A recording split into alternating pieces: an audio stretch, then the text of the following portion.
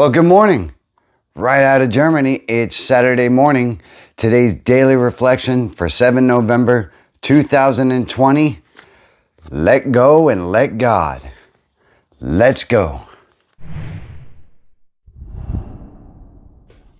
All right, folks, here we are.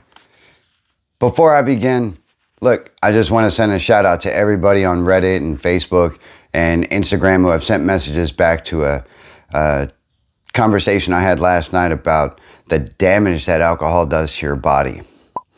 Some were a little misled that my conditions still exist, and I just wanted to make perfectly clear that I'm 100% healthy, doing just fine. I've been sober now for 5 years, and all of my symptoms have subsided. That's just for all you guys out there. So let's get into today's daily reflection. Let go and let God. Praying only for knowledge of His will for us and the power to carry that out. 12 Steps and 12 Traditions, page 96. When I let go and let God, I think more clearly and wisely. Without having to think about it, I quickly let go of things that cause me immediate pain and discomfort. Because I find it hard to let go of the kind of worrisome thoughts and attitudes that cause me immense anguish. All I need to do during these times is allow God, as I understand Him or her, to release them from me. And then and there, I let go of the thoughts, memories, and attitudes that are troubling me. When I receive help from God, as I understand Him or her, I can live my own life one day at a time and handle whatever challenges that come my way. Only then can I live a life of victory over alcohol in comfortable sobriety. Whew, that's a lot. That is a lot to take in, and that is a lot to accept that God or your higher power or whatever you choose it to be can take the wheel, and you can let go of some of those things that are bogging you down and bringing you down and making you think negative and keep you in the spot that you're at where your thoughts would drive you to the drink. Speaking of that, let me grab this coffee real fast. So, speaking of the damage that I did to my organs in my drinking days, in my drinking history, it is easy for me to allow those thoughts to become the nature of how I think about myself and how I can be guilty and shameful of the drinking history that I had or have.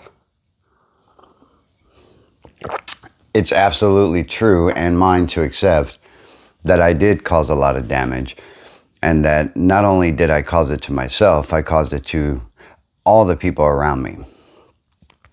But how long am I going to carry these guilts around and bottle them up, so to speak, no pun intended, and allow them to control my life? Sometimes the situation is literally out of our hands, and we have to put it into faith.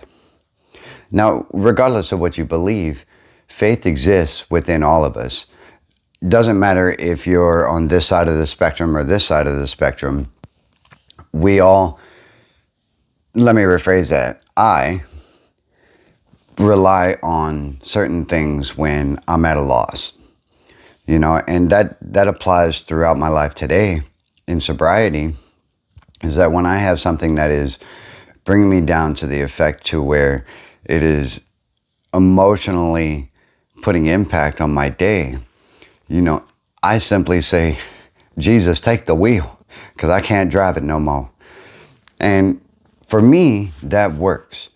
I can immediately release certain thoughts and certain concerns and just put that trust into my higher power that either it's going to be taken care of and not to ignore it blindly, or, there's a solution that is going to arise if I just take the time to hear, what is actually being transmitted to me through my higher power. And you don't have to believe in that kind of thing, but if you've ever sat for a second and you've taken a pause for the cause, and then you're like, oh, I could do this instead, Or, well, maybe if I just do this, then my situation will be a little bit better. And for me, that especially lies true because, I have a lot of things in my childhood that still hold me down to this day. And I've had psychotherapy and I've had other things in my life that, I've used in order to deal with that. But sometimes it still creeps up. And I just literally have to let go and let God. I have to let Jesus take the wheel, steer me where I'm supposed to be for that day, and just do what take care of whatever comes at me. I can get through 24 hours.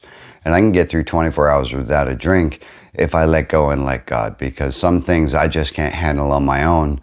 And if I try to, it's just going to lead me to a resentment and towards some sort of mental anguish that, I don't really need. Pause for the calls. I got to get the cat. All right. And we're back. So, where was I? When I receive help from God as I understand Him, I can live my life one day at a time and handle whatever challenges come my way. And that's absolutely fact for me, is that, I know that everything that happens throughout my day is not everything that I can handle on my own. And the more I try, kind of like going with the flow, if I can't control that situation, let me rephrase, if I cannot change that situation, then why am I going to let it hold me down? Why am I going to allow that something that I cannot do anything about take over my day? For me, it doesn't work. I don't know. I'm just an alcoholic. And I'm talking to you in hopes that, maybe you can take away from this. Our life is hard enough, and especially in the global climate the way it is today. Can you control the outcome of an election? No, you can't. Can you control the behaviors of another person? No, you can't. Can you change the way someone feels? Absolutely not. Can you change the way that you are emotionally impacted by what someone does to you? Sometimes. A lot of the times you can. But for those times you can't, just seriously, let Jesus take the wheel, because for me, that's where the path is clear. And it just makes my 24 hours a little bit easier and a little bit more manageable, and definitely able to be done without a drink or drug. That's your food for thought for today. And I hope I didn't lose it again, because I feel like maybe I did. But, I'm just here to share my experience, strength, and hope.